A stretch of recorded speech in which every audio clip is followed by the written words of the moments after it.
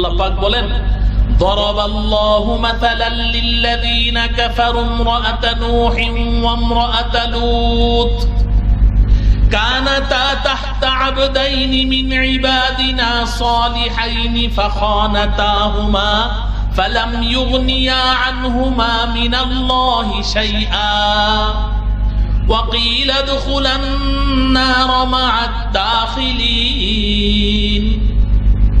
আল্লাহ রাব্বুল আলামিন বলেন যে এই পৃথিবীর বুকে যারা অনেক দামি দামি পরিচয় নিয়ে বুক ফুলিয়ে চলে, দম্ভ করে চলে, দাম্ভিকতার সাথে অহংকারপূর্ণ ভাবে চলে, জমিনে পা পড়ে না, আসমান দিয়ে হাঁটে, আল্লাহ পাক বলেন এদের যদি ঈমানের পরিচয় না থাকে, বাকি অনেক বড় বড় পরিচয় আছে কিন্তু ঈমান নামের পরিচয়টুকু নেই, তা আল্লাহ পাক বলেন তাদের জন্য আমি আল্লাহ চমৎকার একটি দৃষ্টান্ত দিয়েছি। কাকে দিয়ে?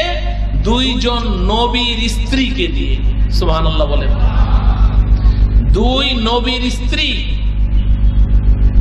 ইমরাআতা নূহ ওয়া ইমরাআতা লূত। আল্লাহ বলছেন একজন হলো আল্লাহ পাকের প্রিয় পয়গম্বর হযরতে নূহ আলাইহিস সালামের স্ত্রী, আরেকজন হলো আল্লাহ পাকের প্রিয় পয়গম্বর হযরতে লূত আলাইহিস সালামের স্ত্রী। আমার প্রিয় ভাইয়েরা, বিশেষ করে আমার যুবক ভাইয়েরা, আমি আপনাদের দৃষ্টি আকর্ষণ করছি, খুব ভালো করে বুঝে নেন। এই পৃথিবীতে কোন একজন নারী, কোন একজন মহিলা, তার যত দামি পরিচয় থাক না কেন, কিন্তু এর বিপরীতে যদি আরেকজন মহিলা এসে বলে যে আমি অমুক নবীর স্ত্রী, বলেন নবীর স্ত্রীর পরিচয়ের চেয়ে দামি কোন পরিচয় এই জমিনের উপরে হতে পারে কি? আল্লাহ রাব্বুল আলামিন বলেন কানাতা তাহতা আবদাইনি মিন ইবাদিনা সালিহাইন, আমি এই দুই নারীকে আমার দুইজন নেককার সালেহ প্রিয় নবীর স্ত্রীর মর্যাদা দান করেছি। নূহ আলাইহিস সালামের স্ত্রী, লূত আলাইহিস সালামের স্ত্রী, দুই নবীর স্ত্রীর পরিচয় নিয়ে তারা এই জমিনে চলাফেরা করেছে। এত দামি পরিচয় আল্লাহ দিয়েছেন, কিন্তু আল্লাহ পাক বলেন ফাখানাতাহুমা। আমার প্রিয় মায়েরা, বোনেরা শুনে নেন, ফাখানাতাহুমা, এই দুই হতভাগিনী, এই দুই পোড়া কপালিনী, এই দুই নারী, তারা আমার দুই পয়গম্বরের সাথে গাদ্দারি করেছে, নিমক হারামি করেছে। নূহ আলাইহিস সালামের স্ত্রী হযরতে নূহ আলাইহিস সালামের উপরে ঈমান আনেনি, লূত আলাইহিস সালামের স্ত্রী নবীর স্ত্রী, পয়গম্বরের স্ত্রী, কিন্তু পয়গম্বর লূত আলাইহিস সালামের উপরে ঈমান আনেনি। তাহলে নবীর স্ত্রীর পরিচয় নিয়ে এই জমিনে চলাফেরা করেছে, কিন্তু ঈমানের পরিচয় ছিল না। কি পরিচয় ছিল না? নবীর স্ত্রীর পরিচয় ছিল, কিন্তু ঈমানের পরিচয় ছিল না। ঈমানের পরিচয় ছিল না, অনেক দামি পরিচয় নিয়ে জমিনে চলাফেরা করেছে। সবচেয়ে দামি একজন নারীর পক্ষে, একজন মহিলার পক্ষে যত দামি পরিচয় নিয়ে এই জমিনে চলা যায়, সর্বোচ্চ দামি পরিচয় আল্লাহ পাক এই দুই নারীকে দিয়েছিলেন। নূহ আলাইহিস সালামের মতো এমন উলুল আজম একজন পয়গম্বরের স্ত্রীর মর্যাদা তাকে দিয়েছে।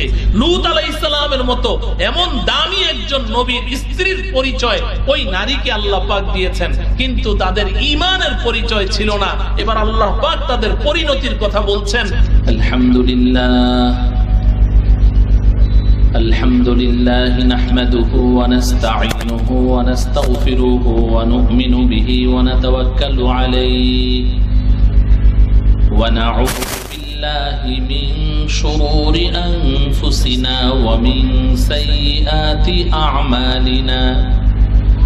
من يهده الله فلا مضل له ومن يضلله فلا هادي له ونشهد أن لا إله إلا الله وحده لا شريك له ونشهد أن سيدنا وسندنا وحبيبنا وحبيب ربنا وطبيبنا وطبيب قلوبنا ومولانا محمدا عبده ورسوله أرسله الله إلى كافة الناس بشيرا ونذيرا وداعيا إلى الله بإذنه وسراجا منيرا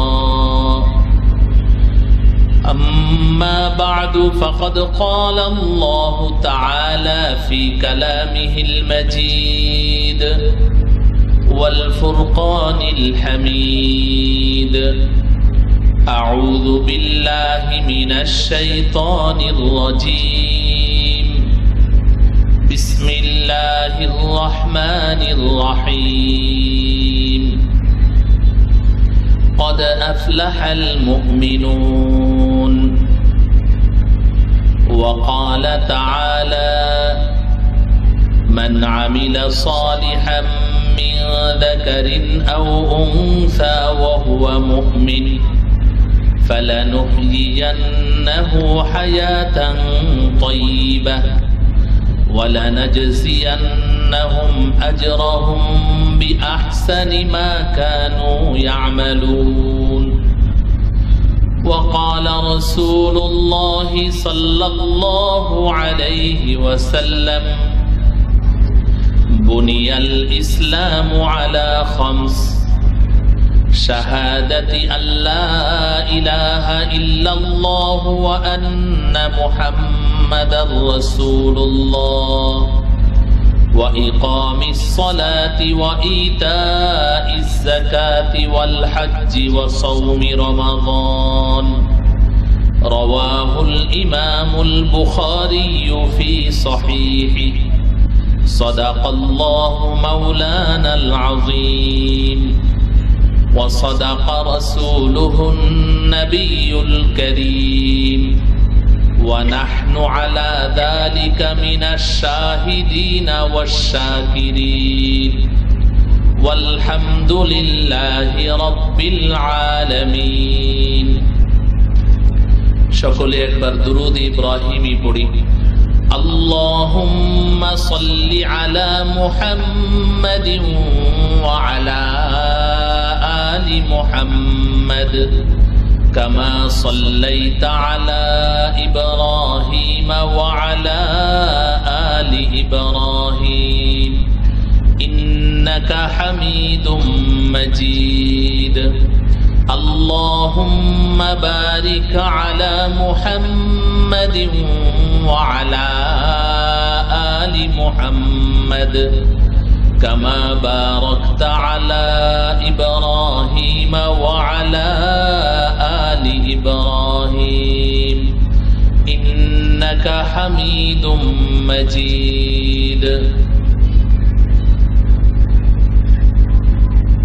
অত্র এলাকার সর্বস্তরের মুসলিম ভাই বোনদের প্রাণের শিক্ষা প্রতিষ্ঠান তাহসিনুল কুরআন মডেল মাদ্রাসার উদ্যোগে আয়োজিত হাফেজে কোরআন ছাত্রদের পাগড়ি প্রদান উপলক্ষে অদ্যকার ৪র্থ বার্ষিক ওয়াজ মাহফিলের সম্মানিত সভাপতি হযরত উলামায়ে কেরাম আইম্মায়ে মাসাজিদ খুতাবায়ে ইজম সামনে উপবিষ্ট আমার অত্যন্ত শ্রদ্ধাভাজন দীনদার পরহেজগার আল্লাহ প্রেমিক রসুল প্রেমিক উলামা প্রেমিক ধর্মপ্রাণ ভাই ও বন্ধুগণ পর্দার অন্তরালে আমার মাতৃতুল্য ভগ্নিতুল্য মা ও বোনেরা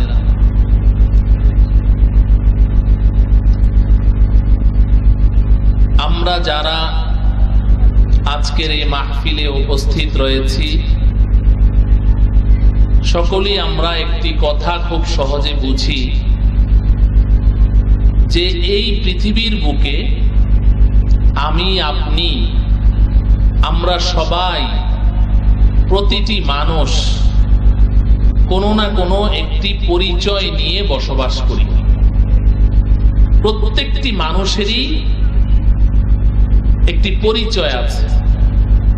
ছোট হোক বড় হোক, ধনী হোক চাই গরিব হোক, পুরুষ হোক চাই মহিলা হোক, প্রতিটি মানুষেরই ব্যক্তিগত কোনো না কোনো একটি পরিচয় আছে। বলেন ঠিক কিনা? সবারই পরিচয় আছে, পরিচয় ছাড়া কেউ নেই। কিছু কিছু পরিচয় আমাদের এমন আছে কারো কারো, যে এই পরিচয়গুলোকে আমরা অনেক দামি মনে করি, আমার কাছে অনেক দাম, অনেক মূল্য, এবং এই মূল্যবান পরিচয়গুলো আমরা অন্যের সামনে প্রকাশ করতে খুব আনন্দ বোধ করি।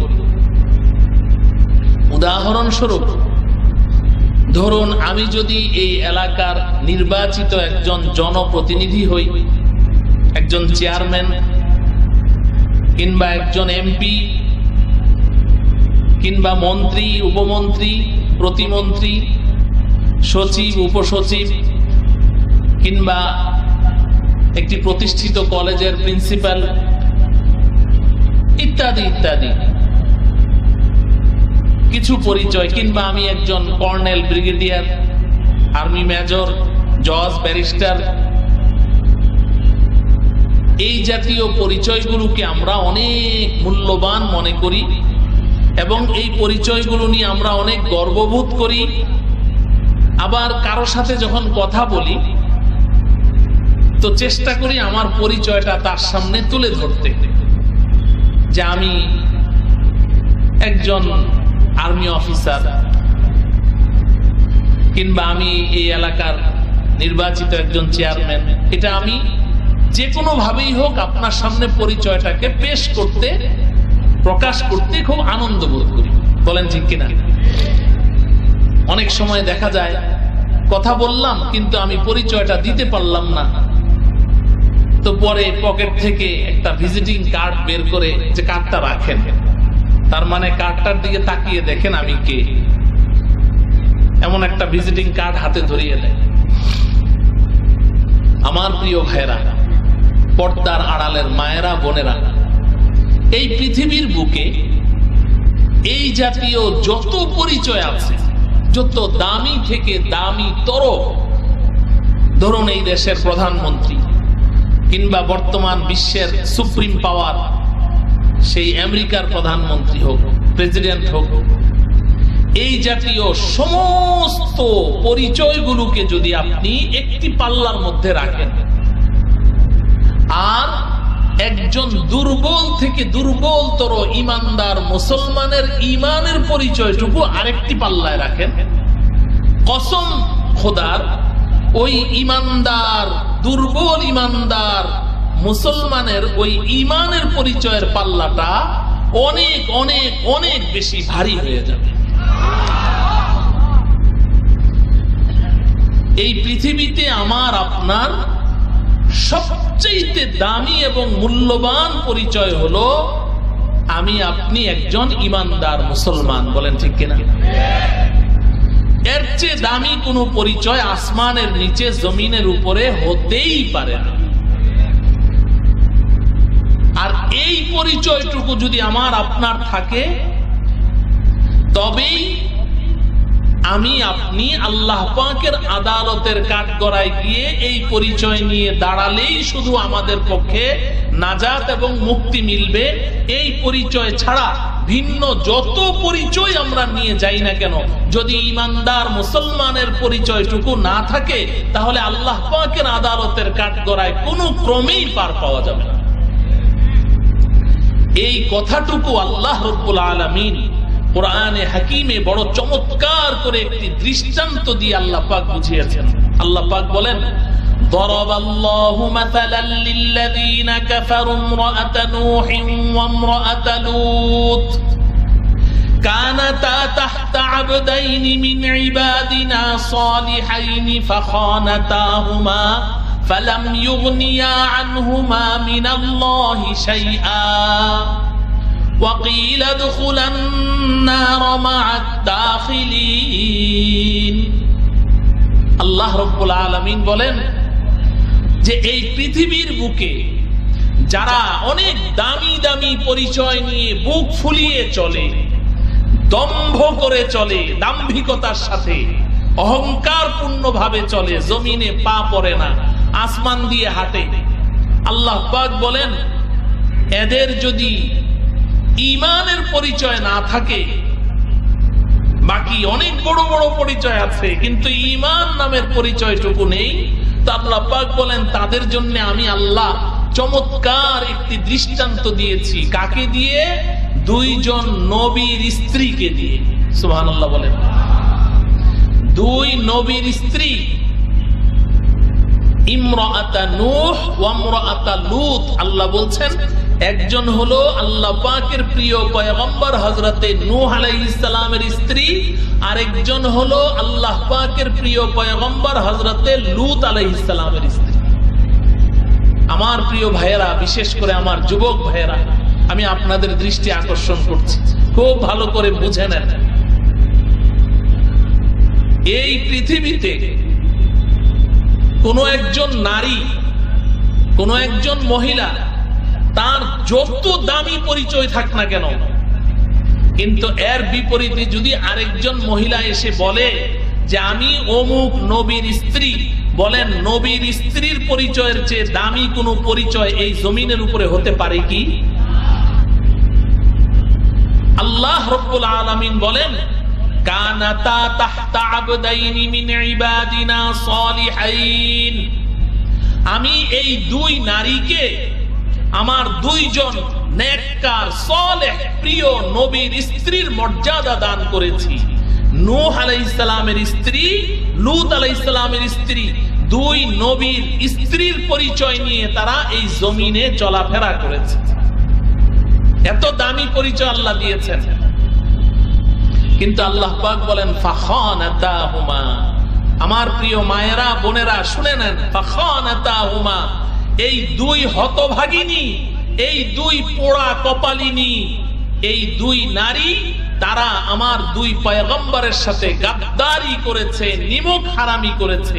নূহ আলাইহিস সালামের স্ত্রী হযরতে নূহ আলাইহিস সালামের উপরে ঈমান আনেনি, লূত আলাইহিস সালামের স্ত্রী নবীর স্ত্রী, পয়গম্বরের স্ত্রী, কিন্তু পয়গম্বর লূত আলাইহিস সালামের উপরে ঈমান আনেনি। তাহলে নবীর স্ত্রীর পরিচয় নিয়ে এই জমিনে চলাফেরা করেছে, কিন্তু ঈমানের পরিচয় ছিল না। কি পরিচয় ছিল না? নবীর স্ত্রীর পরিচয় ছিল, কিন্তু ঈমানের পরিচয় ছিল না। ঈমানের পরিচয় ছিল না, অনেক দামি পরিচয় নিয়ে জমিনে চলাফেরা করেছে। সবচেয়ে দামি একজন নারীর পক্ষে, একজন মহিলার পক্ষে যত দামি পরিচয় নিয়ে এই জমিনে চলা যায়, সর্বোচ্চ দামি পরিচয় আল্লাহ পাক এই দুই নারীকে দিয়েছিলেন। নূহ আলাইহিস সালামের মতো এমন উলুল আজম একজন পয়গম্বরের স্ত্রীর মর্যাদা তাকে দিয়েছে। লূত আলাইহিস সালামের মতো এমন দামি একজন নবীর স্ত্রীর পরিচয় ওই নারীকে আল্লাহ পাক দিয়েছেন, কিন্তু তাদের ঈমানের পরিচয় ছিল না। এবার আল্লাহ পাক তাদের পরিণতির কথা বলছেন, এই দুনিয়ার মানুষ শোনো, যারা দামি দামি পরিচয় নিয়ে বুক ফুলিয়ে চলছো কিন্তু ঈমানের পরিচয় নিয়ে চলছো না, ঈমানের পরিচয় মানুষের সামনে পেশ করতে তোমার লজ্জাবোধ হয়, তারা শুনে নাও এই দুই নারীর পরিণতি কি হয়েছে। আল্লাহ পাক বলেন ফালাম ইউগনিয়া আনহুমা মিনাল্লাহি শাইআ। হাসরের ময়দানে আল্লাহ পাকের আদালতের কাঠগড়ায় এই দুই মহিলা যখন দাঁড়াবে, আল্লাহ পাকের পক্ষ থেকে প্রশ্ন করা হবে, এই তোমার পরিচয় কি? একজন বলবে রব্বুল আলামিন আমাকে চিনেন না, আমি আপনার ওই প্রিয় পয়গম্বর নূহ আলাইহিস সালামের স্ত্রী।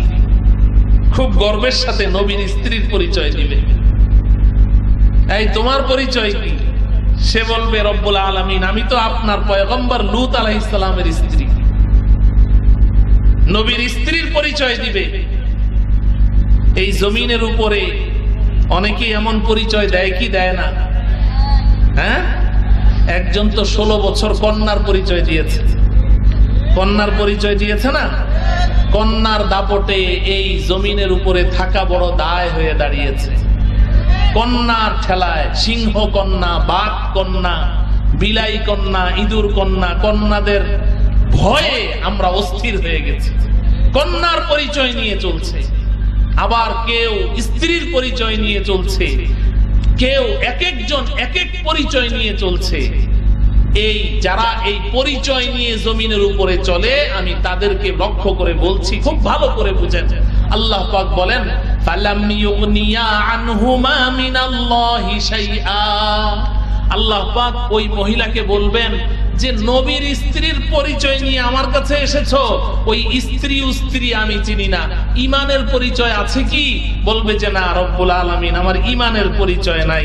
এই তুমি লূত আলাইহিস সালামের স্ত্রীর পরিচয় দিচ্ছ, আমার ওই নবীর স্ত্রী আমি চিনি না, ঈমানের পরিচয় আছে? বলবে না, ঈমানের পরিচয় নেই।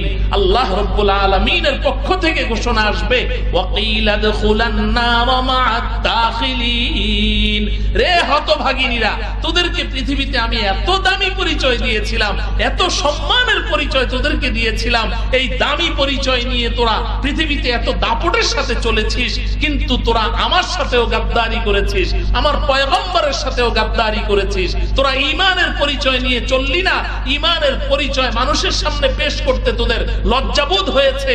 ঠিক আছে, যা, আজকে আমি কোনো নবীর স্ত্রীকে চিনি না, কারো স্ত্রীকে আমি চিনি না, ঈমানের পরিচয় আমি চিনি। যেহেতু তোদের ঈমানের পরিচয় নেই, যা জাহান্নামীদের সাথে চিরদিনের জন্য জাহান্নামে নিক্ষিপ্ত হয়ে যা। নাউজুবিল্লাহ পড়েন।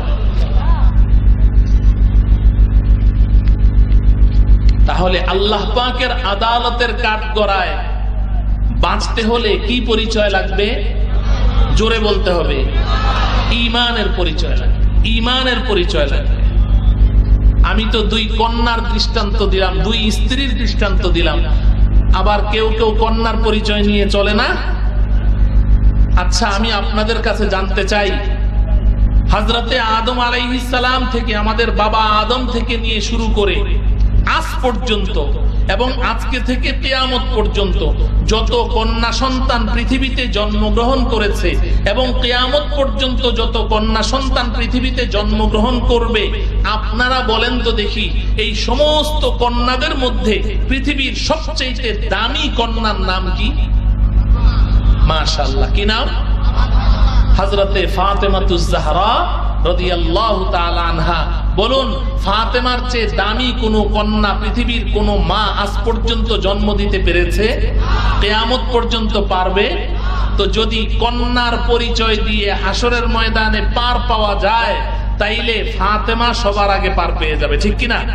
কন্যার পরিচয় দিয়ে পার পেয়ে যাবে, কারণ ফাতেমা যেমন সবচাইতে দামি কন্যা, ফাতেমার বাবা পৃথিবীর সবচাইতে দামি পিতা, ঠিক কিনা বলেন? আমাদের দেশে যারা কন্যার পরিচয় দিয়ে খুব লাফাল করেছে, তাদের পিতার চেয়ে ফাতেমার পিতার দাম কম না বেশি? এই বিশ্বাস আছে তো? তাইলে ফাতেমা পৃথিবীর সবচেয়ে দামি কন্যা, ফাতেমার পিতা পৃথিবীর সবচেয়ে দামি পিতা। যদি কন্যার পরিচয় দিয়ে আল্লাহ পাকের আদালতের কাঠগড়ায় কেউ পার পায়, তো সর্বপ্রথম পার পেয়ে যাবে কে? ফাতেমা, ঠিক কিনা বলেন?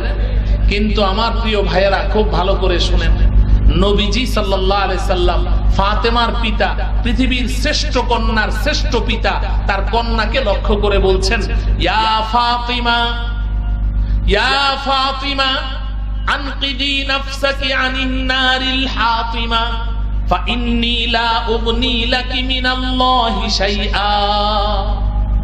নবীজি সাল্লাল্লাহু আলাইহি সাল্লাম বলেন, ও আমার প্রিয় কন্যা, ও আমার কলিজার টুকরা, ও আমার নয়নের মণি, ও আমার লাখতে জিগার ফাতেমা, কান খুলে শুনে রাখো, হাসরের ময়দানে আল্লাহ পাকের আদালতের কাঠগড়ায় যদি মুক্তি পেতে চাও, ছাড় পেতে চাও, তাহলে সেখানে গিয়ে তুমি তোমার ঈমানের পরিচয় নিয়ে যাও, তোমার নেক আমল, আমলে সালেহের পরিচয় নিয়ে আল্লাহর আদালতের কাঠগড়ায় যাও।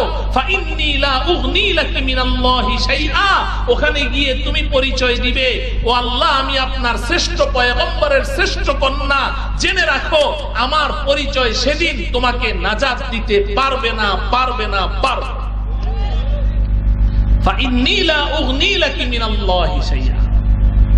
আমার পরিচয় দিয়ে তুমি ওখানে পার পাইতে পারবে না।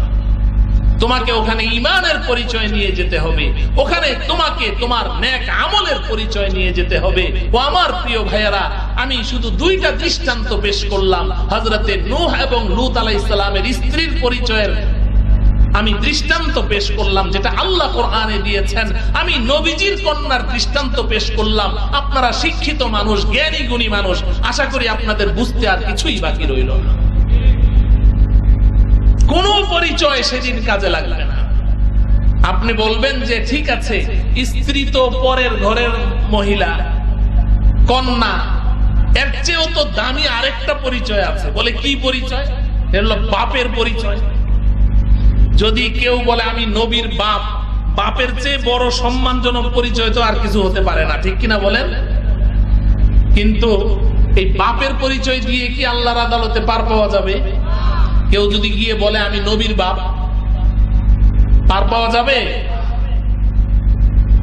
বুঝার জন্য বলছি, বুঝার জন্য বলছি। নবীজি সাল্লাল্লাহু আলাইহি সাল্লাম সাহাবায়ে কেরামকে লক্ষ্য করে বলছেন, খুব বুঝেন।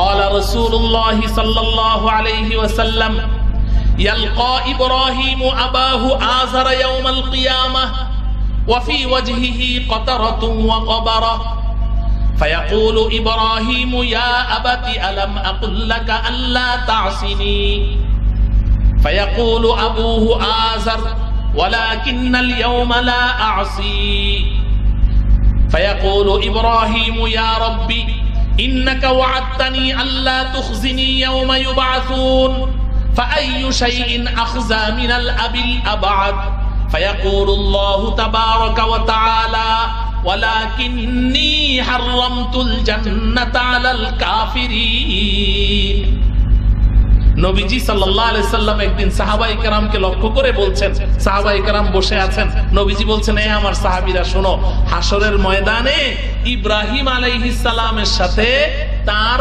বাবার সাথে সাক্ষাৎ হয়ে যাবে। ইব্রাহিম আলাইহিস সালামকে চিনেন? চিনেন আপনারা? ইব্রাহিম আলাইহিস সালামকে চিনেন? তার সাথে আমাদের একটা আত্মীয়তার সম্পর্ক আছে। ইব্রাহিম আলাইহিস সালাম আমাদের কি হয়? হ্যাঁ, জাতির পিতার নাম কি? জোরে বলেন। ইব্রাহিম আলাইহিস সালাম। এতদিন তো বলতে ভয় পেয়েছেন, এখন একটু বুকে সাহস নিয়ে বলেন, আমাদের জাতির পিতার নাম কি? ইব্রাহিম আলাইহিস সালাম। ইব্রাহিম আলাইহিস সালাম। এই কথা কি আমার আপনার না আল্লাহ? হ্যাঁ, আল্লাহ। আল্লাহ আল্লাহ বলেছেন। এটা আমার কথাও না, আপনার কথাও না। কেউ কারো উপরে রাগ করে লাভ নাই, এটা আল্লাহর কথা। আল্লাহ পাক বলেছেন, মিল্লাতা আবিকুম ইব্রাহিম হুয়া সাম্মাকুমুল মুসলিমিন। এই উম্মতে মুসলিমা, এই উম্মতে মুহাম্মাদি, এই আখিরি পয়গম্বরের উম্মতেরা শুনো, আল্লাহ বলছেন মিল্লাতা আবিকুম ইব্রাহিম, তোমরা তোমাদের পিতা ইব্রাহিমের ধর্মের উপরে প্রতিষ্ঠিত আছো। সুবহানাল্লাহ বলেন। আমাদের ধর্ম, এটা কার ধর্ম? ইব্রাহিম আলাইহিস সালাম। মিল্লাতা আবিকুম ইব্রাহিম, আল্লাহ বলছেন তোমাদের পিতা ইব্রাহিমের ধর্মের উপরে তোমরা আছো। শুধু এতটুকু বলে আল্লাহ ক্ষান্ত হননি। আল্লাহ বলছেন হুয়া সাম্মাকুমুল মুসলিমিন। এই ভালো করে শুনো, বাগুইপাড়ার মুসলমানেরা খুব ভালো করে শুনো। আল্লাহ বলছেন যে শুধু যে তোমরা তোমাদের পিতা ইব্রাহিমের ধর্মের উপরে আছো এতটুকু না, বরং তোমাদের নাম যে মুসলমান, এই মুসলমান নামটা আমি আল্লাহ কিন্তু তোমাদেরকে মুসলমান নাম দেইনি। তোমাদের এই নাম যে মুসলমান, এই নামটি তোমাদের পিতা ইব্রাহিম তোমাদেরকে দিয়েছে। হুয়া সাম্মাকুমুল মুসলিমিন, তোমাদের পিতা ইব্রাহিম তোমাদেরকে মুসলিম নাম দিয়েছে। ও মুসলমান ভাইয়েরা, নাম রাখলো কোন বাপে, আর এতদিন ডাকলেন কারে বাপ? থাকে কিছু? থাকে? তওবা করা লাগবে, লাগবে কিনা? তওবা করতে হবে, তওবা করতে হবে, তওবা করতে হবে। মনে কষ্ট নিয়েন না, তওবা করতে হবে। ইব্রাহিম খলিলুল্লাহ আলাইহিস সালাম আল্লাহ পাকের কত প্রিয়, কত প্রিয়, কত প্রিয়। হাজী সাহেব, এখানে অসংখ্য হাজী সাহেবরা আছেন, স্টেজে আছেন, আমার সামনে আছেন। হাজী সাহেবরা হজ করতে গেলে হজের শুরু থেকে শেষ পর্যন্ত আপনি যত আমল করবেন প্রত্যেকটা কাজে আপনাকে স্মরণ করতে হবে একজন পয়গম্বরের কথা। তার নাম কি? ইব্রাহিম খলিলুল্লাহ আলাইহিস। আল্লাহর এত প্রিয় ইব্রাহিম যা করেছেন। ইব্রাহিম শুধু না, আরবি ভাষায় একটি প্রবাদ আছে, হাবিবুল হাবিবি হাবিবুন, বন্ধুর বন্ধুও বন্ধু, দোস্তের দোস্ত দোস্ত। ইব্রাহিম আল্লাহর দোস্ত, ইব্রাহিম আল্লাহর প্রিয়। ইব্রাহিম যা করেছেন এগুলো তো হাজী সাহেবদের জন্য ফরজ ওয়াজিব করেই দিয়েছেন। ইব্রাহিমের স্ত্রী হযরতে হাজরা আলাইহিস সালাম, উনি একটু দৌড়াদৌড়ি করেছেন সাফা মারওয়ার মাঝখানে, এটাকেও আল্লাহ তাআলা ওয়াজিব করে দিয়েছেন। আল্লাহর কত প্রিয়। আপনি ইহরামের কাপড় পরেন, আপনি বাইতুল্লাহর সামনে তাওয়াফ করতে যান, এই বাইতুল্লাহর দিকে তাকাবেন, এই বাইতুল্লাহর নির্মাতা ইব্রাহিম আলাইহিস সালাম। আপনি হজরে আসওয়াদ চুম্বন দিতে যাবেন, ইব্রাহিমকে স্মরণ করতে হবে। আবার তাওয়াফ শেষ করে 2 রাকাত নামাজ পড়েন। আল্লাহ বলে যে তুমি জীবনের সমস্ত নামাজ আমার জমিনের যেখানে পড়ো আমি কবুল করে নিব। যেখানে খুশি, নৌকায় পড়ো, জাহাজে পড়ো, বিমানে পড়ো, পানিতে পড়ো, মাটিতে পড়ো, খাটে পড়ো, যেখানে পড়ো সব নামাজ আমি কবুল করে নিব। কিন্তু তাওয়াফ করার পরে 2 রাকাত নামাজ পড়বা, এটা একটা নির্দিষ্ট জায়গায় পড়া লাগবে। সেটা কি? সেটা হলো বাইতুল্লাহর পাশে আমার প্রিয় ইব্রাহিমের 2টা পায়ের চিহ্ন আছে, যেটার নাম মাকামে ইব্রাহিম। আল্লাহ বলেন ওয়াত্তাখিযু মিন মাকামি ইব্রাহিমা মুসাল্লা। ওই 2 রাকাত নামাজ মাকামে ইব্রাহিমের পেছনে পড়ো তো আমার আল্লাহ, আমি আল্লাহর বড় পছন্দ হবে। এত প্রিয় ইব্রাহিম। ইব্রাহিমের কথা বলে শেষ করা যাবে না। সেই ইব্রাহিমের কথা নবীজি বলছেন হাসরের ময়দানে তার বাবার সাথে সাক্ষাৎ হয়ে যাবে। ইয়ালকা ইব্রাহিমু আবাহু আযারা ইয়াউমাল কিয়ামাহ। হাসরের ময়দানে বাবা আযারের সাথে দেখা। আপনারা জানলে বলবেন, ইব্রাহিম আলাইহিস সালামের পিতা আযার নবীর বাবার পরিচয় তো ছিল। কোন পরিচয় ছিল না? বলেন বলেন, কি পরিচয় ছিল না? ঈমানের পরিচয় ছিল না। আযার কি ঈমানদার ছিল? কি ছিল? মূর্তি পূজারী ছিল। কি পূজারী ছিল? মূর্তি পূজারী, ভাস্কর্য পূজারী ছিল, তাই না? ঈমানের পরিচয় ছিল না। তো নবীজি বলেন হাসরের ময়দানে যখন নাকি বাবা আযারের সাথে ইব্রাহিম আলাইহিস সালামের দেখা, হাসরের ময়দানে তো সব একসাথে থাকবে। সব নবীজি বলেছেন নারী পুরুষ সব একসাথে। হাসরের ময়দান বড় ভয়ঙ্কর হবে, বড় যন্ত্রণাদায়ক হবে আমার প্রিয় ভাইয়েরা, বড় যন্ত্রণাদায়ক হবে। এই হাসরের ময়দানে সমস্ত মানুষ সবাই সবাইকে দেখবে, সবার সামনে সবাই একদম ওপেন, কেউ গোপন থাকবে না। সবার সামনে ইব্রাহিম আলাইহিস সালামের পিতা, ইব্রাহিম তার পিতার দিকে তাকায় দেখবেন। নবীজি বলছেন ওয়াফি ওয়াজহিহি কতারাতু ওয়া গাবারা। ইব্রাহিম তাকিয়ে দেখবেন তার পিতার চেহারাটা বিকট, বিভৎস, ভয়ঙ্কর। মনে হয় যেন কেউ আলকাতরা গরম করে তার চেহারার মধ্যে নিক্ষেপ করে দিয়েছে। অ্যাসিড দগ্ধ চেহারা, যেমন অ্যাসিড মারলে যেমন, এমন ভয়ঙ্কর চেহারা। দেখলেই বোঝা যায় যে একটা কাফের, মুশরিক, বেঈমান। ইব্রাহিম আলাইহিস সালাম এই অবস্থা দেখে খুব আক্ষেপ করবেন, আফসোস করবেন। সবাই দেখছে ইব্রাহিম খলিলুল্লাহর পিতা, উনি খুব লজ্জিত হবেন, আফসোস করে বলবেন ফায়াকুলু ইব্রাহিমু ইয়া আবাতি আলাম আকুল লাকা আল্লা তাসিনি। ইব্রাহিম বলবে, আব্বা দুনিয়াতে বলেছিলাম না যে আমার কথার বাইরে যেয়েন না? আলাম আকুল লাকা আল্লা তাসিনি, বলেছিলাম না যে আমার কথার বাইরে যেয়েন না? কিন্তু আমি তো আপনাকে নিষেধ করেছি। ইব্রাহিমের বাবা কি করতো জানেন? মূর্তি বানাইতো। ওই যে এক ভাই বলতেছে ভাস্কর্য তৈরি করতো। কি করতো? কি করতো? ভাস্কর্য তৈরি করতো। ভাস্কর্য, মূর্তি তৈরি করতো। এই ভাস্কর্য তৈরি করতো। ইব্রাহিম আলাইহিস সালাম নিষেধ করেছেন, বাবা এই ভাস্কর্য তৈরি করেন না, এই মূর্তি তৈরি করেন না, এটা শিরকি কাজ। ইব্রাহিমের বাবা শুনে নাই।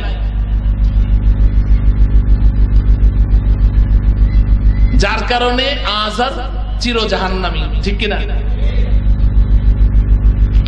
ইব্রাহিম আলাইহিস সালাম বললেন, বাবা আমি না নিষেধ করেছিলাম ভাস্কর্য তৈরি করতে, আপনি তো শুনলেন না। ভাস্কর্য তো তৈরি করলেনই, আর আমি নিষেধ করলাম এই কারণে আপনি ওই যুগের সবচেয়ে আল্লাহর দুশমন সেই কারুন, নমরুদ, এই নমরুদের সাথে সলা পরামর্শ করে আপনি আমার জন্মদাতা বাপ হয়ে আপনি নমরুদের সাথে পরামর্শ করে আমাকে আগুনে নিক্ষেপ করলেন, আর আপনি ছিলেন তার সহযোগী। আমাকে আপনি আগুনে নিক্ষেপ করাইলেন নমরুদকে দিয়ে। আপনি তো আমার কথা শুনলেন না। এই জন্য আজকে আপনার এই অবস্থা, সমস্ত মানুষ দেখতে পাচ্ছে আপনার এই চেহারা। আমার বড় লজ্জা হচ্ছে। ইব্রাহিম আলাইহিস সালাম যখন আক্ষেপ করে এই কথাগুলো বলতে থাকবেন, তো তার পিতা জবাব দেয়, নবীজি বলছেন তার পিতা তখন বলবে, ওয়ালাকিন্নাল ইয়াউমা লা আসি। ইব্রাহিম আলাইহিস সালামের কথা শুনে তার বাবা বলবে, বেটা দুনিয়াতে যা করেছি, আজকে তোমার সাথে ওয়াদা করতেছি, আজকে আমি তোমার মতের বাইরে যাব না। আজকে আমি তোমার মতের বাইরে যাব না। কোনো লাভ হবে? हाँ? रोने का वक्त जब रोया नहीं, रोने का वक्त जब रोया नहीं, वक्त जाने के बाद रोने से कुछ फायदा नहीं। কাঁদার সময় যখন কাঁদনি, সময় পার হয়ে যাওয়ার পরে 24 ঘন্টা 24 আওয়ার্স বসে বসে কান্না করলে কোনো লাভ হবে না।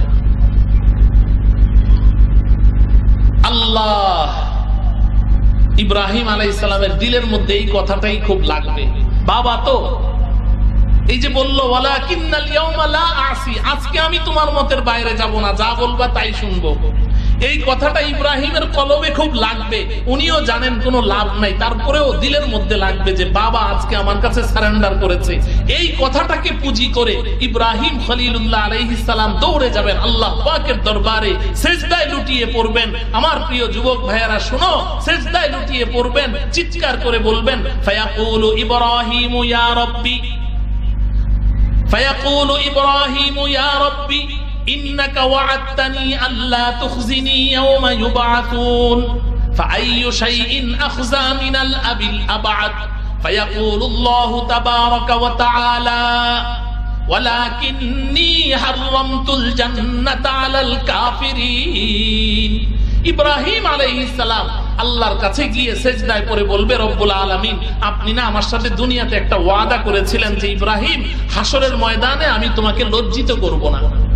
কোরআনে কারীমের মধ্যে আছে, ওয়ালা তুখজিনি ইয়াউমা ইউবআতুন। ইব্রাহিম দোয়া করেছিলেন, আল্লাহ দোয়া কবুল করেছেন। হ্যাঁ ঠিক আছে, হাসরের ময়দানে তোমাকে লজ্জিত করব না। ইব্রাহিম আলাইহিস সালাম আজকে ওইটাই ধরবেন আল্লাহকে, আল্লাহ আপনি না আমার সাথে ওয়াদা করেছেন হাসরের ময়দানে আমাকে লজ্জিত করবেন না। ফাআইয়ু শাইইন আখযা মিনাল আবিল আবআদ, আজকে আমার পিতা আজকে আপনার রহমত থেকে বঞ্চিত। আমার পিতার চেহারা এমন বিকট, বিকৃত, বিভৎস, ভয়ঙ্কর হয়ে আছে, সব মানুষ দেখে বুঝতে পারছে জাহান্নামী, কাফের, মুশরিক, অবাধ্য, বেঈমান, নাফরমান, সবাই দেখে চিনতে পারছে। এর চাইতে বড় লজ্জা আমার জন্য আর কি হতে পারে? আপনি তো বলেছেন আমাকে লজ্জিত করবেন না। ইব্রাহিম আলাইহিস সালাম সিজদায় পড়ে এই কথা বলবেন। ও আমার প্রিয় ভাই, যদি কোনোভাবে ঈমানের পরিচয় ছাড়া কাউকে পার করা আল্লাহ পাকের বিধানের মধ্যে থাকতো, তাহলে ওই দিন আজরকে আল্লাহ পাক পার করে দিতেন। কারণ ইব্রাহিম যেইভাবে আল্লাহকে ধরে বসেছেন, আল্লাহ পাক কি জবাব দেন? আল্লাহ পাক বলেন, ওয়ালাকিন্নী হারামতুল জান্নাতা আলাল কাফিরিন। ও আমার প্রিয় ইব্রাহিম, ও আমার খলিলুল্লাহ ইব্রাহিম, আমি তোমাকে কত ভালোবাসি, কত ভালোবাসি, কত ভালোবাসি। তোমার প্রত্যেকটা কর্মকাণ্ডকে কিয়ামত পর্যন্ত আগত সমস্ত মুসলমানের জন্য আমি হজের মধ্যে ফরজ ওয়াজিব করে দিয়েছি। আর তুমি আমার এত প্রিয়। কিন্তু ইব্রাহিম, এটা হলে হবে কি, আমার একটা সংবিধিবদ্ধ বিধান আছে, সংবিধিবদ্ধ বিধান, লা ইউবাদদালুল কওলু লাদাইয়া। আজকে সেই বিধানের সামান্য মাত্র কোনো ব্যত্যয় ঘটবে না। সেটা হলো, আমি আমার এই পবিত্র জান্নাতকে কাফের, মুশরিক, বেঈমানদের জন্য হারাম ঘোষণা করেছি। কোন কাফের, কোন মুশরিক, কোন বেঈমান আমার এই পবিত্র জান্নাতে ঢুকতে পারবে না। এই জান্নাত তো আমি শুধু ঈমানদার মুসলমানদের জন্য তৈরি করেছি।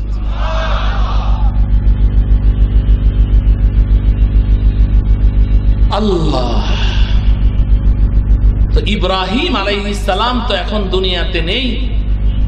ইব্রাহিম আলাইহিস সালামের সন্তান আমরা, আজকে বাবা ইব্রাহিম থাকলে যেই কাজ করতেন, ওই কাজটাই ইব্রাহিমের সন্তান হক্কানি রব্বানি উলামায়ে কেরাম করেছেন। মূর্তি তৈরি করতে নিষেধ করেছেন, ভাস্কর্য তৈরি করতে নিষেধ করেছেন।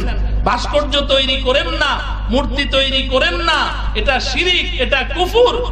ইব্রাহিমের পিতা কারুন সেই নমরুদের সাথে সলা পরামর্শ করে এই ইব্রাহিম খলিলুল্লাহ আলাইহিস সালামকে আগুনে নিক্ষেপ করেছে।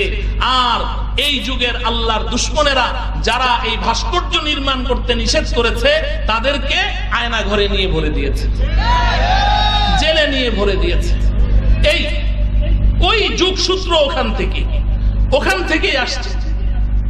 মুহতারাম হাজরিন, বুঝার জন্য বলছি, সবক হাসিল করেন। যেই জাতি ইতিহাস থেকে উপদেশ গ্রহণ করে না, তার চেয়ে অথর্ব বোকা বেওকুফ আর দুনিয়াতে হতেই পারে না। ইতিহাস আমাদের সামনে, চোখের সামনে দেখেছো যুবক ভাইয়েরা, চোখের সামনে দেখেছো আল্লাহর দুশমনদের পরিণতি কি হয়। নিজের চোখে দেখেছো, নিজের ভাইকে হারিয়েছো, নিজের ভাতিজাকে হারিয়েছো, নিজের সন্তানদেরকে হারিয়েছো, নিজের বোনকে হারিয়েছো, নিজের চোখ হারিয়েছো, নিজের হাত হারিয়েছো, পঙ্গু হয়েছো, সবকিছু দেখেছো। আল্লাহর দুশমনদের পরিণতি দেখেছো। দেখার পরেও যদি তুমি হেদায়েতের পথে ফিরে না আসো, তাহলে আল্লাহ পাকের দুয়ারে গিয়ে কোনো উযর পেশ করার কোনো কিছুই তোমার সামনে থাকবে। নিজের কপাল নিজে খাবে। এখান থেকে আমাকে উপদেশ গ্রহণ করতে হবে, উপদেশ গ্রহণ করতে হবে। এই পৃথিবীর ইতিহাসে আপনি সারা পৃথিবীর ইতিহাস মন্থন করলে দেখবেন আল্লাহ রাব্বুল আলামিন কোন জালেমকে ছাড় দেন নাই, কোন জালেম ছাড় পায় নাই এই পৃথিবীতে। ইতিহাস পড়ে দেখেন, আখিরাতের শাস্তি তো আছেই। মুহতারাম হাজিরিন, তো এখান থেকে আমরা বুঝলাম আল্লাহ রাব্বুল আলামিনের দরবারে পার পেতে হলে আমাকে ঈমানের পরিচয় লাগবে। কিসের পরিচয়? ঈমানের পরিচয়। অতএব আমি আজকে যে মেসেজটুকু আপনাদেরকে দিতে চাই, কারণ এই মজলিসে আমি অনেক যুবক ভাইদেরকে দেখছি। সাধারণত মাহফিলের মধ্যে বুড়াদের সংখ্যা বেশি দেখা যায়, এই মাহফিলটা যুবকদেরকে দিয়ে ভরা। আমি এজন্য বলছি, আমার আপনার এই পৃথিবীর সবচাইতে দামি পরিচয় আমি একজন ইমানদার মুসলমান। সবাই বলেন, আমি একজন ইমানদার মুসলমান। বলেন, ইমানদার মুসলমান, ইমানদার মুসলমান। এটা হলো আমার শ্রেষ্ঠ পরিচয়। সব কিছুর আগে আমার এই পরিচয়, ইমানদার মুসলমান। ঈমানের সাথে কোনো কিছুর সাথে কোনো আপোষ চলবে না। আমার ঈমানের পরিচয় সবার আগে। এতটুকু কথা যদি আপনাদের বুঝে আসে, এবার আমি ছোট্ট করে শুধু আপনাদের সামনে পেশ করতে চাই যে আমি ইমানদার মুসলমান। এখানে আমরা যারা আছি, আমি যাকেই প্রশ্ন করব যে ইমানদার কারা কারা, সবাই হাত উঠাবে। এক হাত না, সবাই দুই হাত উঠাবে। সবাই বলবে যে আমি ইমানদার, সবাই বলবে আমি মুসলমান। কিন্তু আমি আপনাদের সামনে প্রশ্ন রাখতে চাই, ঈমান কি আর ইসলাম কি? যার মধ্যে ঈমান আছে সে ইমানদার, যার মধ্যে ইসলাম আছে সে মুসলমান। ঠিক কিনা? যার মধ্যে ঈমান আছে সে ইমানদার, যার মধ্যে ঈমান আছে সে ইমানদার, যার মধ্যে ইসলাম আছে সে মুসলমান। ঠিক কিনা? তো এখন আমাকে জানতে হবে ঈমানটা কি আর ইসলামটা কি। আমি তো কোনোদিন এটা যাচাই করে দেখলাম না ঈমানটা কি। ঈমান এটা কি খায় না পরে না গায়ে দেয় না কি করে? ইসলামটা কি জিনিস এটা আমার মধ্যে আছে না নাই, এটা যাচাই করার দরকার আছে না নাই? আমরা কোনোদিন কোনো ঈমান বিশেষজ্ঞ, ইসলাম বিশেষজ্ঞের সামনে গিয়ে এই কথা পেশ করি নাই যে ভাই দেখেন তো আমার মধ্যে ঈমান আছে কিনা, দেখেন তো আমার মধ্যে ইসলাম আছে কিনা। কত কিছু যে টেস্ট করি, একটু মাথা ব্যথা করলেই ওই ডাক্তারের কাছে যাই, ব্লাড টেস্ট করি, ইউরিন টেস্ট করি, স্টুল টেস্ট করি, হার্ট টেস্ট করি, কত কিছু, লিভার টেস্ট করি, এটা করি সেটা করি, কিন্তু কোনোদিন ঈমানটা টেস্ট করলাম না, কোনোদিন ইসলামটা টেস্ট করলাম না যে আমার ভিতরে ঈমান আর ইসলাম আছে না নাই। কিন্তু দাবি করে তো বসেই আছে। ঈমান কি, ইসলাম। আমি আশা করি আমার এই এখন যে কথাগুলো বলবো খুব ভালো করে বুঝতে চেষ্টা করবেন, খুব বুঝতে চেষ্টা করবেন। এক নম্বর প্রশ্ন হলো ঈমান কি? ঈমান কি?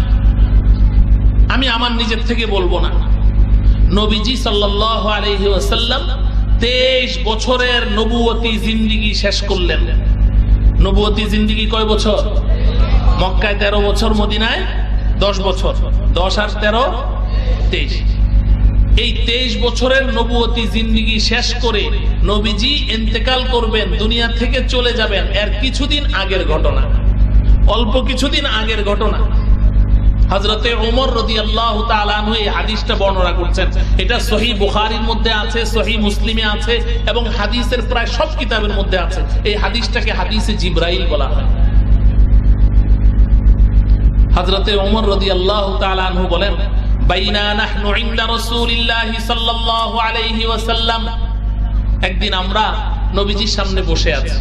আপনারা যেভাবে বসে আছেন নবীজির সামনে সাহাবায়ে কেরাম এভাবে বসে আছেন। হযরত ওমর বলেন, আমরা সব বসা, নবীজি কথা বলছেন মসজিদে নববীর মধ্যে। ইজ তালা আলাইনা রাজুলুন শাদীদু বায়াদিস সিয়াবি শাদীদু সাওয়াদিস শারি। হযরত ওমর বলেন, হঠাৎ করে একটা মানুষ আসলো। মজলিস চলছে, হঠাৎ একটা মানুষ আসলো। মানুষটার শরীরে সাদা ধবধবে কাপড়, পরিষ্কার পরিচ্ছন্ন পরিপাটি পোশাক, শাদীদু সাওয়াদিস শারি, মাথার চুল মুখের দাড়িগুলো নিকোষ কালো, একদম টকবগে যুবক, কাপড়গুলো একদম পরিষ্কার পরিচ্ছন্ন। লা ইউরা আলাইহি আসারুস সাফারি, তার শরীরের মধ্যে সফরের কোনো চিহ্ন পরিলক্ষিত হচ্ছে না। কিরে ভাই, আরব দেশ, মরুভূমি এলাকা, কেউ যদি দূর থেকে সফর করে আসে, লোকটার দিকে তাকালে চেনা যাবে না যে লোকটা মুসাফির? ধুলি মলিন অবস্থা হবে, কাপড় চোপড় ময়লা থাকবে, চুলগুলো এলোমেলো থাকবে, চেহারার মধ্যে ধুলা থাকবে, মলিন থাকবে, দেখলে বোঝা যাবে লোকটা মুসাফির। কিন্তু হযরতে ওমর বলেন, তার চেহারার মধ্যে, কাপড় চোপড়ের মধ্যে সফরের কোনো চিহ্ন নাই, একদম পরিপাটি পোশাক, মনে হয় যেন এই পাশের ঘর থেকে বের হয়ে আসলো এই মাত্র, একদম ফ্রেশ হয়ে। কিন্তু আশ্চর্যের ব্যাপার হলো, ওয়ালা ইয়ারিফুহু মিন্না আহাদুন, আমাদের এই মজলিসের মধ্যে কেউ তাকে চিনে না। আচ্ছা ভাই বলেন তো দেখি, এই যে মজলিসটা চলছে, এই এলাকার কোন একজন মানুষ যদি এখন এদিক দিয়ে এসে ঢুকে, আপনাদের মধ্যে কেউ না কেউ তাকে চিনবে না? হ্যাঁ, হতে পারে অর্ধেক মানুষ চিনে না, অর্ধেক চিনবে, অথবা 90% চিনে না, 10% চিনবে, অথবা 2-3 জন তো চিনবে। কিন্তু এই এলাকার মানুষ, কিন্তু এখানকার কেউ তাকে চিনে না, এমন কি হতে পারে? তো এখন হযরতে ওমর বলেন, লোকটাকে দেখতে তো মুসাফির মনে হয় না, একদম পরিপাটি পোশাক, পরিচ্ছন্ন পোশাক, এত সুন্দর, কিন্তু এলাকার আমরা কেউ তাকে চিনছি না। আশ্চর্যের ব্যাপার, লোকটা আসলো কোত্থেকে? দূর থেকে আসলে তো সফরের চিহ্ন বোঝা যাইতো চেহারা। এরপরে হযরতে ওমর বলছেন, হাত্তা দানা ইলা রাসূলিল্লাহি সাল্লাল্লাহু আলাইহি সাল্লাম, আসলো তো আসলো, আমরা কেউ তো তাকে চিনি না। তো একটা মজলিসের মধ্যে একটা লোক আসলে সে পিছনে বসবে বা মাঝখানে কোনো খালি জায়গা থাকলে বসে যাবে, কিন্তু সে এগুলো না করে কি করেছে জানেন? সে সোজা হাঁটতে হাঁটতে হাঁটতে হাঁটতে হাঁটতে হাঁটতে একদম নবীজির সামনে এসে বসলো। ফা ওয়াযা কাফাইহি ফা আসনাদা রুকবাতাইহি ইলা রুকবাতাইহি, তার দুইটা হাঁটু নবীজির হাঁটুর সাথে মিলিয়ে গিয়ে বসলো। এবং সে তার দুইটা হাত নবীজির রানের উপরে রেখে বসল। এই দৃশ্য দেখে সাহাবায়ে কেরাম সবাই অবাক, কিরে, আরে লোকটা করেটা কি? কে এই লোকটা? এসে নবীজির হাঁটুর সাথে হাঁটু গেড়ে বসলো, হাত দুটো নবীজির রানের উপরে রেখে বসলো, এই লোককে? সবাই তাকিয়ে আছে। ঠিক যখন সবাই তার দিকে তাকিয়ে আছে, অ্যাটেনশন ড্র, ঠিক ওই মুহূর্তে হযরতে ওমর বলেন, সে নবীজিকে প্রশ্ন করছে। ফাইদান হুয়া ইয়াসআলু আনিল ইসলাম ফাকালা ইয়া মুহাম্মদ আখবিরনি আনিল ঈমান, মুহাম্মদ, ঈমান কাকে বলে? সুবহানাল্লাহ বলেন। সে নবীজিকে কি জিজ্ঞাসা করছে? ঈমান কাকে বলে। এই যে ঈমান কাকে বলে আপনাদেরকে শোনাচ্ছি, আমার মুখ দিয়ে না, ওই আগন্তুক জিজ্ঞাসা করছেন, নবীজি জবাব দিচ্ছেন, ঈমান কাকে বলে। নবীজি তখন বললেন, আল ঈমানু আন তুমিনা বিল্লাহি ওয়া মালাইকাতিহি ওয়া কুতুবিহি ওয়া রুসুলিহি ওয়াল ইয়াউমিল আখিরি ওয়াল কদরি খাইরিহি ওয়া শাররিহি মিনাল্লাহি তাআলা ওয়াল বা'সি বা'দাল মাউত। কিরে ভাই, ছোটবেলা মক্তবে পড়েন নাই? ঈমানে মুফাসসাল আমানতু বিল্লাহি ওয়া মালাইকাতিহি পড়েছেন? হ্যাঁ, এই হাদিস থেকে আসছে। তো এখন নবীজি বললেন এই 7টা বিষয়, আন তুমিনা বিল্লাহি ওয়া মালাইকাতিহি ওয়া কুতুবিহি ওয়া রুসুলিহি ওয়াল ইয়াউমিল আখির ওয়াল কদরি খাইরিহি ওয়া শাররিহি মিনাল্লাহি তাআলা ওয়াল বা'সি বা'দাল মাউত। এই 7টা বিষয়কে যথাযথভাবে বুঝে শুনে এই 7টা বিষয়কে সহি শুদ্ধভাবে বিশুদ্ধভাবে বিশ্বাস করার নাম হলো ঈমান। নবীজি যখন এই কথা বললেন, হযরতে ওমর বলেন, ওই প্রশ্নকারী কি বলে জানেন? সাদাকতা, হ্যাঁ তোমার উত্তর সঠিক হয়েছে। আরে হযরতে ওমর বলেন, ফাআজিবনা লাহু ইয়াসআলুহু ওয়া ইউসাদ্দিকুহু, আমরা সবাই অবাক হয়ে গেলাম। ও নিজে প্রশ্ন করে, যখন প্রশ্ন করে মনে হয় যেন জানতে চায়, আর নবীজি যখন উত্তর দেয় তখন কয় কি তুমি ঠিকই বলেছো, ও সত্যায়ন করে। কে রে এই লোকটা? এরপর সে জিজ্ঞাসা করছে, ফাখবিরনি আনিল ইসলাম, এবার বলো ইসলাম কাকে বলে? নবীজি সাল্লাল্লাহু আলাইহি ওয়াসাল্লাম তখন জবাব দিলেন, আল ইসলামু আন তাশহাদা আল্লা ইলাহা ইল্লাল্লাহ ওয়া আন্না মুহাম্মাদার রাসূলুল্লাহ ওয়া তুকিমাস সালাহ ওয়া তুআদ্দিয়াজ যাকাহ ওয়া তাসুমা রমাদান ওয়া তাহুজ্জাল বাইতা ইন ইসতাতা'তা ইলাইহি সাবিলা। ইসলাম কাকে বলে? নবীজি বললেন, ইসলাম হলো যে তুমি 5টা কাজ করবে। 1 নাম্বার হলো মুখে এই কথার সাক্ষ্য প্রদান করবে যে আল্লাহ ছাড়া কোনো মাবুদ নেই, হযরত মুহাম্মদ মুস্তাফা সাল্লাল্লাহু আলাইহি ওয়াসাল্লাম আল্লাহ পাকের পয়গম্বর এবং প্রেরিত রাসূল। 2 নাম্বার ওয়া তুকিমাস সালাহ, তুমি নামাজ নিয়মিত পড়বে। 3 নাম্বার ওয়া তুআদ্দিয়াজ যাকাত, তোমার উপরে যাকাত ফরজ হলে পাই পাই হিসাব করে যাকাত দিবে। 4 নাম্বার ওয়া তাসুমা রমাদান, এবং রমজান মাসের 30টি রোজা হিসাব করে সবগুলো রোজা রাখবে। আর 5 নাম্বার ওয়া তাহুজ্জাল বাইতা ইন ইসতাতা'তা ইলাইহি সাবিলা, এবং যদি সামর্থ্য থাকে সাথে সাথে তুমি হজ করবে। এই 5টা কথা নবীজি বলার সাথে সাথে লোকটি বলছেন সাদাকতা, হ্যাঁ তোমার উত্তর সঠিক হয়েছে। এরপরে আরো 2টি প্রশ্ন করেছে, কথা লম্বা হয়ে যাবে, এজন্য বাকি 2টির কথা আমি বলছি না। তো এই 4টা প্রশ্ন করলো, নবীজি উত্তর দিলেন। উত্তর দেওয়ার পরে এরপরে এই লোকটা চলে গেল। লোকটা চলে গেল, সাহাবায়ে কেরাম সব তামাশা দেখছেন। যখন লোকটা চলে গেল, খালি দরজার বাইরে যাওয়ার সাথে সাথে নবীজি বললেন, রুদ্দুহু রুদ্দুহু রুদ্দুহু, লোকটাকে ডাকো লোকটাকে ডাকো। দরজার বাইরে যাওয়ার সাথে সাথে নবীজি বললেন, রুদ্দুহু, লোকটাকে ডাকো। কয়েকজন সাহাবী দৌড় দিলেন বাইর হয়ে, ফালাম ইয়ারাউ শাইআন, বের হয়ে দেখে কেউ নেই। দরজার বাইরে গিয়ে দেখে কেউ নাই। এসে বললে, ইয়া রাসূলুল্লাহ গেল কই? নবীজি হেসে বললেন, ওকে আর পাবে কোথায়? হাদা জিবরাইল আতাকুম ইউআল্লিমুকুম দীনাকুম, আরে ও তো কোনো মানুষ না, উনি ছিলেন জিবরাইল আলাইহিস সালাম, এসেছেন তোমাদেরকে দ্বীন শেখানোর জন্য। আমার প্রিয় ভাইয়েরা, এই হাদিসটাকে হাদিসে জিবরাইল বলা হয়। মুহাদ্দিসিনে কেরাম বলেছেন যে কোরআন শরীফের মধ্যে সূরা ফাতিহার যেই মান, সূরা ফাতিহাকে উম্মুল কোরআন বলা হয়, কোরআনের মা বলা হয়। অর্থাৎ পুরা কোরআনে যা আছে সূরা ফাতিহার মধ্যে তা আছে। সব পুরা কোরআন শরীফের সার নির্যাস সূরা ফাতিহার মধ্যে আছে। এজন্য সূরা ফাতিহাকে উম্মুল কোরআন বলে, কোরআনের মা। ঠিক আমি যে হাদিসটা এখন আপনাদেরকে বললাম, হাদিসে জিবরাইল, এটাকে উম্মুস সুন্নাহ বলা হয়। নবীজির 23 বছরের জিন্দেগিতে যত কথা নবীজি বলেছেন, যত কাজ নবীজি করেছেন, যত মৌন সমর্থন নবীজি দিয়েছেন, নবীজির 23 বছরের নবুয়তি জিন্দেগির এই পুরা প্যাকেজটা, এটার সার নির্যাস এই হাদিসটার মধ্যে আছে। এজন্য এটাকে হাদিসের মা বলে। আমি আজকে আপনাদেরকে সর্বশেষ যে কথাটা বলতে চাই, সেটা হলো ঈমান কি, ইসলাম কি, এই হাদিসের মধ্যে আছে না নাই? আমি এটাকে 5 মিনিট একটু ব্যাখ্যা করে আলোচনা শেষ করে দেব। ঈমান, এখান থেকে আপনারা বুঝতে পেরেছেন কতগুলো বিশ্বাসের নাম, ঠিক কিনা? ঈমান কতগুলো? যখন জিবরাইল প্রশ্ন করলো, নবীজি ঈমান এর পরিচয় দিতে গিয়ে কতগুলো বিশ্বাসের কথা বলেছেন না? যে তুমি আল্লাহকে বিশ্বাস করবে, আনতুমিনা বিল্লাহ, আল্লাহকে বিশ্বাস করবে, এটা বলেন নাই? আপনারা সবাই আল্লাহকে বিশ্বাস করেন? সবাই করেন? তা আমরা সবাই তো আল্লাহকে বিশ্বাস করি। আপনি হাসবেন যে হুজুর এটা কি প্রশ্ন করছেন। প্রশ্ন করার কারণ আছে।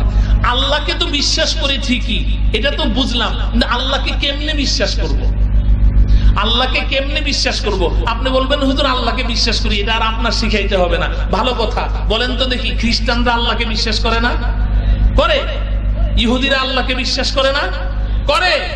এমনকি হিন্দুরাও আল্লাহকে বিশ্বাস করে। হিন্দুরাও কি তো তাইলে আপনি বলবেন বস আল্লাহকে বিশ্বাস করি আমি ইমানদার, তাহলে ইহুদিরাও তো ইমানদার, খ্রিস্টানরাও তো ইমানদার, ওরাও তো আল্লাহকে বিশ্বাস করে না। ইহুদিরা বলে আল্লাহ দুইজন, নাউজুবিল্লাহ বলে না। খ্রিস্টানরা বলে আল্লাহ তিনজন, নাউজুবিল্লাহ বলেন। ইহুদিরা দুই খোদা মানে, খ্রিস্টানরা তিন খোদা মানে, আর হিন্দুরা 33 কোটি। খোদা কয়জন? 33। খালি 33 কোটি না তো, 33 কোটি প্লাস আছে সাথে, আবার 33 কোটি প্লাস। তো তাইলে শুধু আল্লাহকে বিশ্বাস করলেই হবে না, এখানে কিছু কথা আছে। হ্যাঁ, কথা আছে, কথা আছে। এই কথাগুলোই শিখতে হবে আলেমদের কাছে। আমি আপনাদের আকলের কাছে কিছু কথা রেখে যাই, নিজের বিবেক দ্বারা এগুলোকে বিবেচনা করবেন। আল্লাহকে তো আমি বিশ্বাস করি, আল্লাহ কয়জন? কয়জন? এক আল্লাহকে বিশ্বাস করতে হবে। যে বলবে দুই খোদা তার ঈমান নাই, যে বলবে তিন খোদা তার ঈমান নাই, সব বেঈমান। কারণ আল্লাহ নিজে নিজের পরিচয় দিয়েছেন, কুল হুয়াল্লাহু আহাদ। হে নবী আপনি বলেন আল্লাহ এক। আল্লাহ নিজের পরিচয় দেন নাই। আল্লাহ কয়জন? আল্লাহুস সামাদ, আল্লাহ মুখপেক্ষীহীন, আল্লাহ কারো মুখপেক্ষী না। লাম ইয়ালিদ ওয়া লাম ইউলাদ। খ্রিস্টানরা বলে আল্লাহ ঈসাকে জন্ম দিয়েছে, নাউজুবিল্লাহ। ওই ইহুদিরা বলে আল্লাহ উযাইর আলাইহিস সালামকে জন্ম দিয়েছে, নাউজুবিল্লাহ। আল্লাহ বলেন লাম ইয়ালিদ, আল্লাহ কোনো সন্তান জন্ম দেননি। ওয়া লাম ইউলাদ, আল্লাহকেও কেউ জন্ম দেয়নি। ওয়ালাম ইয়াকুল্লাহু কুফুয়ান আহাদ, আল্লাহ পাকের সমকক্ষ কেউ নেই। আল্লাহ নিজের পরিচয় দিয়েছেন। তাহলে আল্লাহকে আমি বিশ্বাস করব কয় আল্লাহ? কয় আল্লাহ? আচ্ছা, তাহলে এক আল্লাহ বিশ্বাস করতে হবে। আচ্ছা, আমরা যারা এক আল্লাহ বিশ্বাস করি আমাদের মধ্যে আবার ঝামেলা আছে। ঝামেলা আছে, বলেন তো আল্লাহ কই? আল্লাহ কোথায়? হ্যাঁ, সব জায়গায়। আল্লাহ কোথায়? আল্লাহ সর্বত্র বিরাজমান, সর্বত্র বিরাজমান। আল্লাহ বলেন ওয়া হুয়া মাআকুম আইনামা কুনতুম। এই মানুষ, তুমি পুরুষ হও, মহিলা হও, ছোট হও, বড় হও, ধনী হও, গরিব হও, যাই হও না কেন, তুমি যেখানে আছো তোমার আল্লাহ তোমার সাথেই আছে। ওয়া হুয়া মাআকুম আইনামা কুনতুম, তুমি যেখানে আছো সেখানেই আছে। শুধু সেখানে না, আল্লাহ বলছেন ওয়া নাহনু আকরাবু ইলাইহি মিন হাবলিল ওয়ারিদ। তোমার হাড়ের সাথে রিলেটেড যেই রগগুলো আছে, চিকিৎসকরা বলে ওগুলাকে হাবলুল ওয়ারিদ বলে। আল্লাহ বলেন তোমার হাড়ের সাথে সম্পৃক্ত যে রগগুলো আছে ওগুলো তোমার হাড়ের যত নিকটে, আমি আল্লাহ তোমার তার চেয়েও বেশি নিকটে। ওয়ানাহনু আকরাবু ইলাইহি মিন হাবলিল ওয়ারিদ। শুধু তাই নয়, আল্লাহ আরো বুঝাচ্ছেন মা ইয়াকুনু মিন নাজওয়া সালাসাতিন ইল্লা হুয়া রাবিউহুম ওয়ালা খামসাতিন ইল্লা হুয়া সাদিসুহুম ওয়ালা আদনা মিন যালিকা ওয়ালা আকসারা ইল্লা হুয়া মাআহুম আইনামা কানু। এই যুবক শোনো, আল্লাহ বলছেন এই তোমরা তিনজনে মিলে দরজা বন্ধ করে গোল মিটিং করছো, তোমরা গোপন বৈঠক করছো। মা ইয়াকুনু মিন নাজওয়া সালাসাতিন, নাজওয়া মানে কানে কানে কথা বলা। দরজা বন্ধ করে তিনজনে মিলে মিটিং করছো, কোন সাংবাদিকও ঢুকতে দাও না, কাউকে ঢুকতে দাও না, অন্যরা জেনে ফেলবে। আল্লাহ বলেন ইল্লা হুয়া রাবিউহুম, তোমাদের তিনজনের সাথে চতুর্থ আরেকজন আমি কিন্তু ওখানে আছি। তাইলে আল্লাহ পাক সর্বত্র বিরাজমান। আল্লাহ এখানেও আছেন, সেখানেও আছেন, জমিনেও আছেন, আসমানেও আছেন, বাংলাদেশেও আছেন, সৌদিতেও আছেন, আমেরিকায় আছেন, সব জায়গায় সর্বত্র আল্লাহ পাক বিরাজমান। বলেন ঠিক না বেঠিক? এখন আমাদের মধ্যে একদল বলে যে না, আল্লাহ দুনিয়াতে কোথাও নাই, আল্লাহ শুধু আরশের মধ্যেই আছে, আর কোথাও নাই। তাইলে কোরআনের যে আয়াতগুলো আমি পড়লাম, এই আয়াতগুলো তারা স্বীকার করলো, মানলো। এই আল্লাহকে কিভাবে বিশ্বাস করব এটাও শিখতে হবে, এটাও শিখতে হবে। খালি ইউটিউব দেখেন, ইউটিউবের বক্তৃতা শুনেন না, যে অমুক শায়েখ কি বলল, অমুক ডক্টর কি বলল। সেই হজের সফরে মসজিদে নববীতে আমি বসে বসে একটা কিতাবের অনুবাদ করছি। এই মদিনা ইউনিভার্সিটির মদিনার এক ছেলে এসে আমাকে এই বস ধরে বসছে, আইন আল্লাহ, আল্লাহ কোথায়?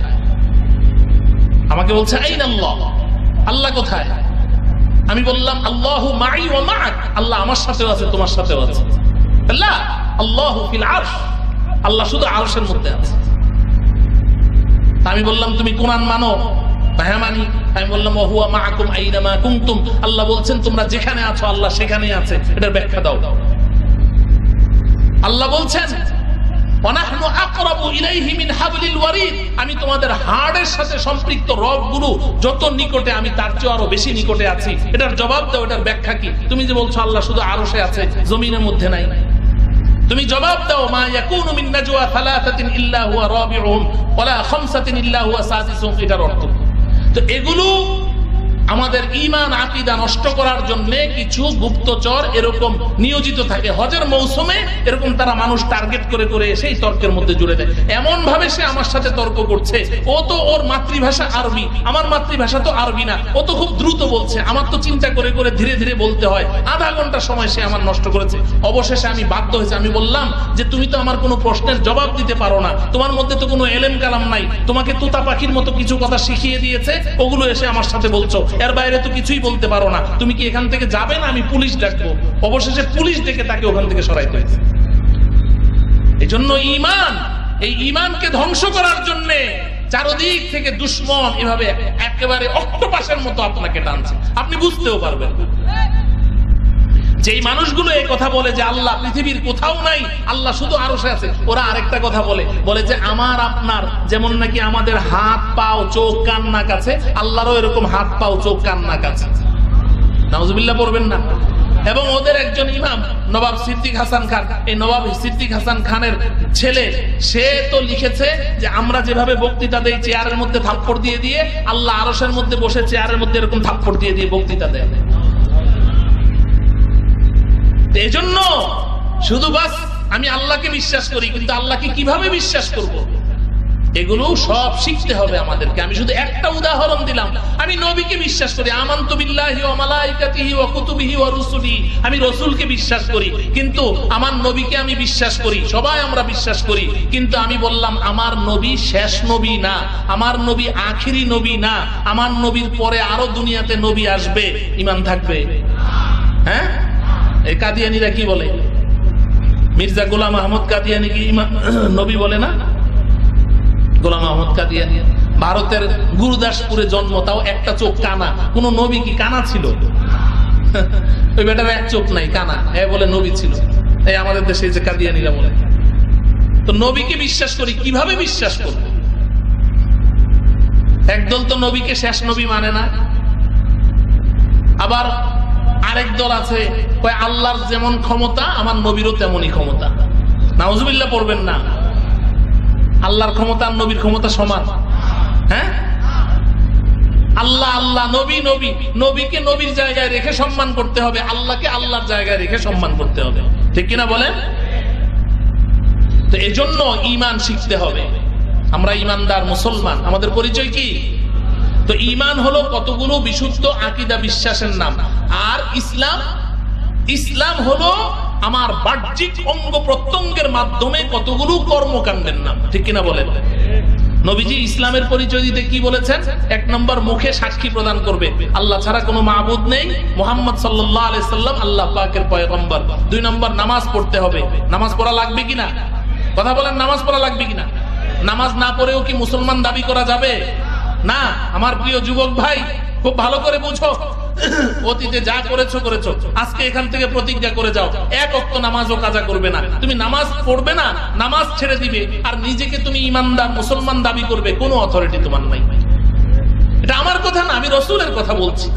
নবীজি পরিষ্কার বলেছেন, বাইনাল আবদি ওয়াল কুফরি তারকুস সালাহ, কে মুসলমান আর কে মুসলমান না, কে ঈমানদার আর কে ঈমানদার না, এটার মধ্যে পার্থক্য সৃষ্টিকারী মানদণ্ড হলো নামাজ।